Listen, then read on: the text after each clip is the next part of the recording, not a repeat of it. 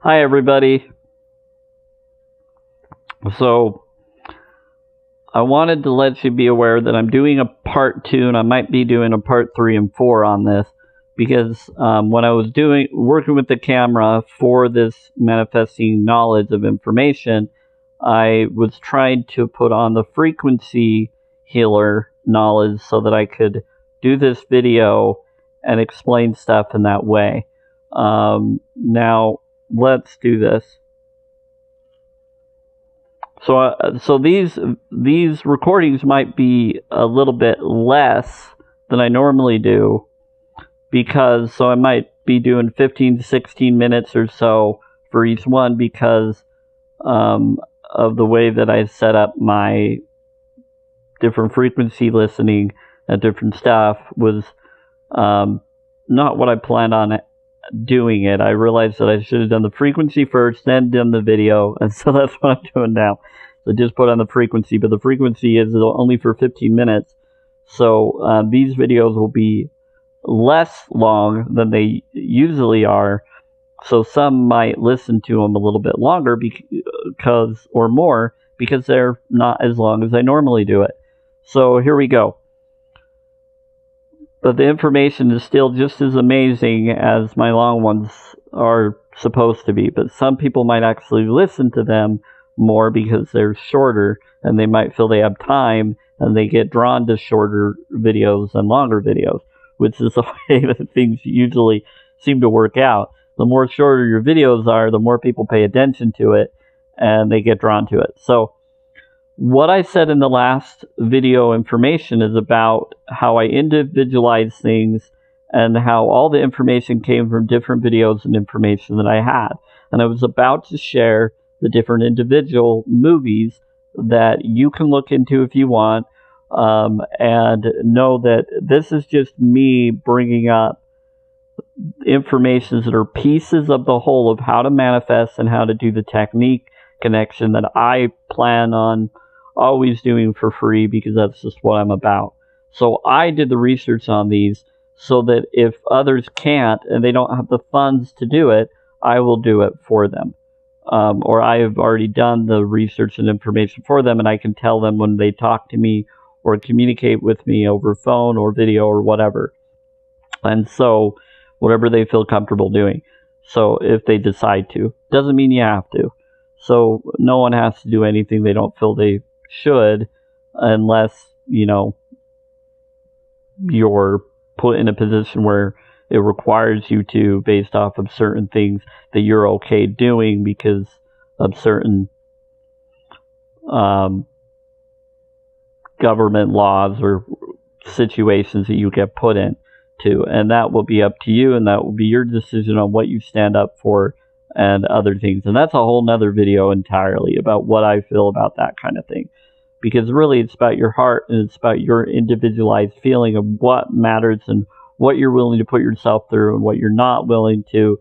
And you need to do what you feel is right by you, and you also need to be aware that what you do could put you in situations that could be essentially not what you would really want them to be in. But that is going to be up to you on whether it's something you think is good to do or not good to do. So everybody wants to manipulate your ways of thinking, and you need to decide what is it that's peaceful for me in all. Because peace is what creates and what manifests destiny. It's what heals, it's what gives you correct insight on healing, not trickery insight, and it really wakes you up to the real fullness of you. That's how I was able to heal my sicknesses and situations that I've dealt with in the past that people and family members still question because they're still stuck in the old ways of their conditional belief systems, which is fine, but some of them still question and start to go, I wonder if this really is something I should do. And you never know if they're questioning that way or not. This is something that they would need to research or ask me personally, because I do know a ton, and I have talked to PhDs, and I have looked into the research, and I do know a lot more than I've been given credit for by my family or others, because they've been following what their belief systems tell them to do that they think they should do above any knowledge I ever have gotten, even though it's helped me. And so it's really a matter of perception for everybody's perception, what they think is true to them, even if it is something that's helped. So some of them will say, oh, this way or that way, and then they contradict themselves on why it helped when it's really they're not looking at the facts. So and then they try to change the facts to manipulate their reasons of doing what they do that they think is better, which makes them feel better for what they choose to do for their life, that they feel is what they're okay for it doing for them and what they've seen it do for others. So everybody has their path of what works for you, or what you feel works for you, or what you think is working. So decide what you feel, follow your heart, and the right path will open up for you. So here we go. This is pretty impressive. So Breakthrough is a movie that is very Christian based. But I bring up this movie because all the information on manifesting destiny and doing things is so powerful. Breakthrough is a movie that brings up about a child who was basically either foster or adopted, I think more adopted, and he grew up. And it's based off of a true story of a 14-year-old, I want to say, or no, it was teenager-ish. I don't know what age he really was, but I think it was 2014 that this happened in.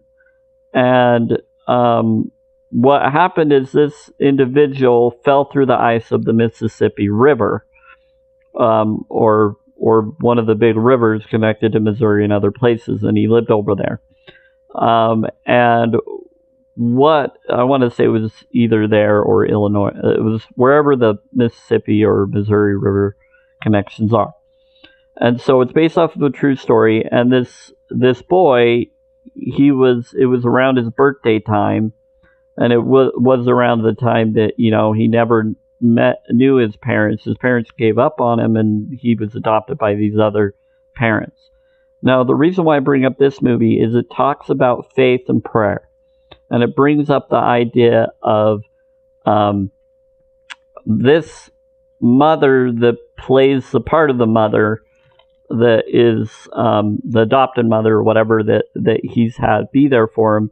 She is very Christian based and everything, and it's got some drama type stuff or emotions. They get a new pastor, and she doesn't have the best relationship. But anyway, but what is interesting is they learn about the ways to talk to him while he's in the hospital as if he's already going to be healed, and talking to him as if he's going to play basketball again, as if he's already going to be healed, talking to him as if he's achieved his goal of being healed, that he'll go back to being what he was or better, and he will be better. He will be those things. Talking to him as if he's listening and hearing them, talking to him about his favorite football team, asking him questions to see if he'll respond back and squeeze their hand to respond, and just talking to him as if he can hear him.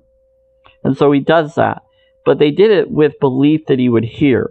Now, the doctor, when he tried to do it, he didn't do it with belief that he could hear. He did it with what his doctor teachings teach him, to second guess everything as just based on what he thinks is possible. So our thoughts and our feelings and our emotions do create reactions, and there are studies that show that when you tell someone that they already have something healed, it heals itself. It starts healing. It regrows back. Different things. There's many studies of non-medicine hospitals that have done that. Even regular hospitals notice that when you do it this way, it did reverse it. It did correct it. But everybody's got to be on the same wavelength, belief around the individual without faking it or being a facade. You have to do it genuinely. You have to trust that it can. And then the energy is there. And forgive any doubt that you have of anything else. And stop promoting ideas that harm or hurt people that isn't really necessary. And so what they did is they did all the stuff medically possible, and the medicines and stuff weren't helping him at all, which is really surprising to me. But what was interesting is they weren't even suppressing or bandaging. There was nothing they could do medically with medicine. And so they did the other, but they tried to do it still, and they tried to do all these things. But then the mother said later, how about you just take the medicines off and heal him that way? Take the medicines off and let him be healed that way. So that's that movie. So I might have to do a few videos on explaining this. So that's Breakthrough. Now, Breakthrough, he prays and brings him back to life. He's compared dead. A guy who doesn't believe in God or creation is taught to go get him the first way. He hears a voice thinking it's his boss, and he tries to get him out. So this is based off of a true story information, and they bring up that story in the movie. So the movie is just talking about a true experience that happened in real life, that the way that they depict it, I don't know if that's the real occurrence of what occurred, but the actress, the mom, she put her whole heart and soul in it. And I brought this up on other videos in the past. She put her heart and soul into the role because her mom in real life was dealing with diabetes or some health issue as well, and she would always tell the doctors the same thing this mother did. So she made it real.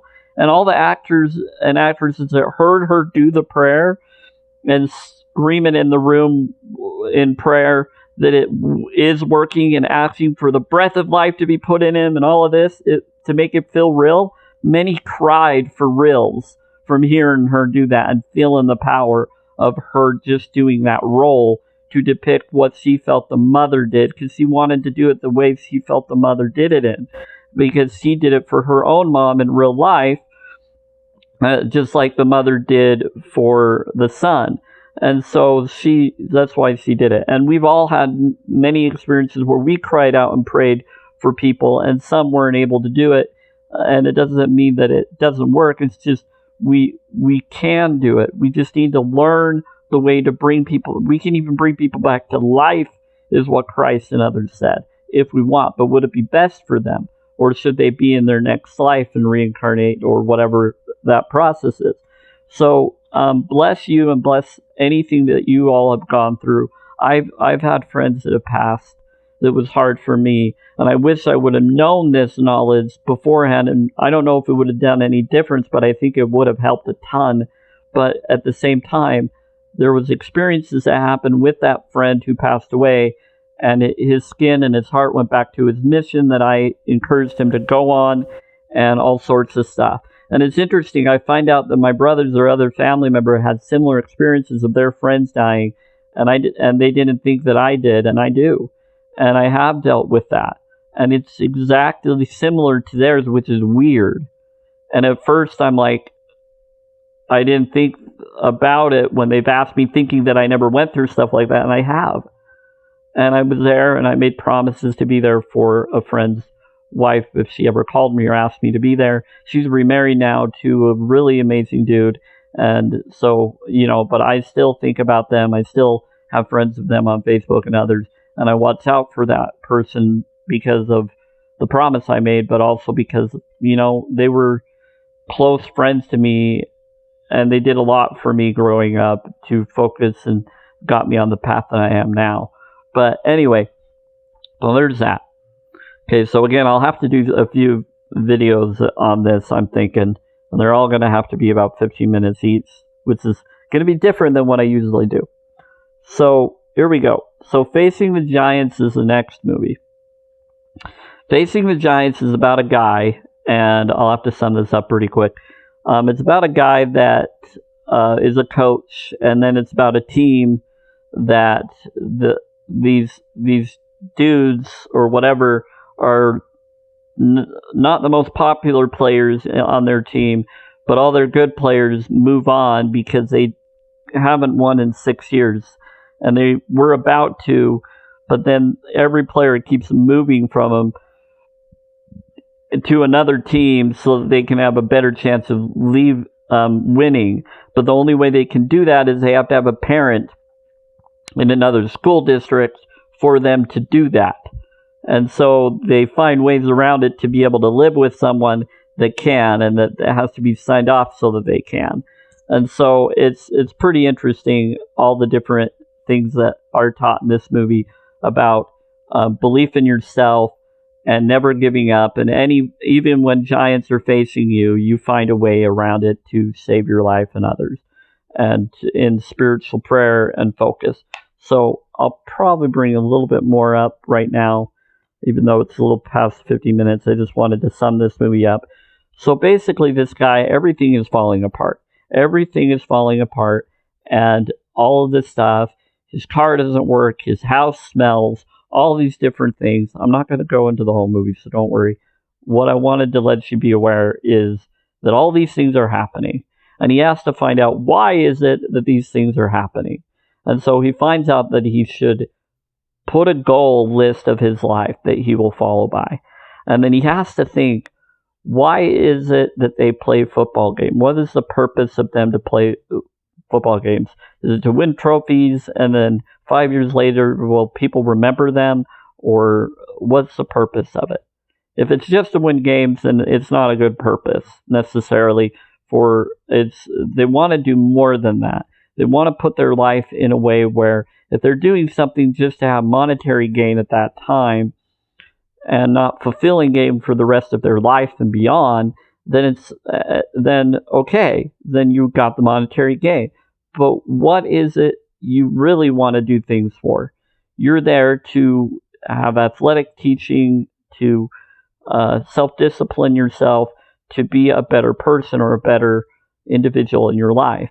So this coach wants to teach them to follow what they feel their God would want them to. So it is a religious movie, and so is the other one before. They're both Christian-based, Baptist-connected, minister-based for this. But just so you know, from what I've done research on, Baptist ministers, most of them, at least this one and others, have gone through PhD therapy school, marriage family studies type of schooling, doctorate learning, or master's at least, to my knowledge. Maybe just, I think it's master's or doctorate is in order to be a minister itself. They've chosen to do that from what I've heard and researched on. So he has written books like that are journals and stuff based off of other movies like Fireproof, the Love Dare, 40-Day Journey. That actually exists in real life. You can get it at Barnes & Noble, and it teaches you how to keep your marriage and things like that in a spiritual way, to do this dare with you and your partner, and then you do it for 40 days, and then you then you learn things. Watch the movie Fireproof and all this stuff. And I used to love stuff like that. I used to share it with a friend and others, and they would watch it 5 or 10 times because they loved it so much. It helps, and they said it helped their marriage, but they still followed the religious belief system they were in. And so this movie and other experiences are powerful experiences because they talk to you about what love is for you. What do you want love to be? So this one's a little bit over the 15, but I just had to go into that. So Facing the Giants, this guy, and forgive me if I say this incorrectly, but I want to say it's Alex Kendrick. He is an amazing dude to do the films that he's done. I love every film that he's done. It promotes you to be self-worth, but also to be following what you feel God wants you to, and what your feeling of what your belief system wants you to, and to put them on the side. And that as long as you praise your Creator when you win or when you lose, you're okay. So you praise Him when you win, but you also praise Him when you lose. And then thank Him and love Him always. And love yourself always for loving what you know created you, because you matter. And that's why you've been created. And so I am not promoting any form of religious focus or anything. You follow what religious path you feel you should.